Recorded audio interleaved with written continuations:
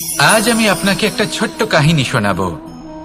একবার আমি, রাধা আর দাদা আমরা তিনজনে মিলে লুকিয়ে একটা উপবনে গেলাম আম পেড়ে খেতে।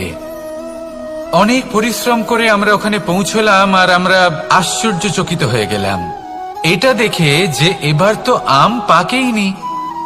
এবার দাদা কি করলেন, একটা আম পাড়লেন আর সেটা চাখলেন, আর উনি নিরাশ হয়ে পড়লেন। উনি বললেন যে এটা তো খুবই টক।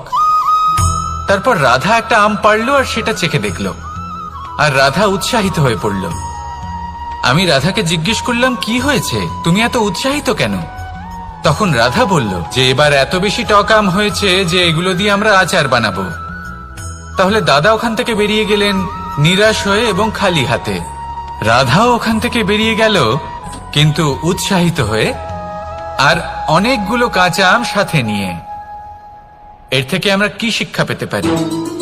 যে প্রত্যেকটা স্থানে এমন কিছু রয়েছে যেখান থেকে আমরা কিছু একটা শিক্ষা লাভ করতে পারি, যা আমাদেরকে বিকাশের পথে নিয়ে যেতে পারে।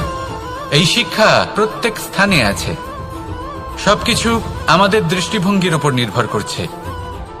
যখনই আমাদের জীবনে, আমাদের সম্পর্কে কোনো সমস্যা, কোনো বিপদ আসে, তখন বেশিরভাগ মানুষ সেই বিষয় নিয়ে দুঃখী হয়ে পড়েন। আর কিছু মানুষ এমনও থাকেন যারা শেষ পর্যন্ত তার সমাধান করেন, বিপদকে পরাজিত করেন, সম্পর্কগুলিকে আবার জুড়ে দেন। যদি আপনি সুখের খোঁজ করেন তাহলে আপনি সুখ অবশ্যই পাবেন, প্রসন্নতা অবশ্যই পাবেন। যদি আপনি দুঃখ খোঁজেন তাহলে দুঃখ অবশ্যই পাবেন। এবার আপনি কি খুঁজতে চান, সেই চয়ন আপনারই। আসুন আর আমার সাথে ভালোবেসে বলুন, রাধা রাধা।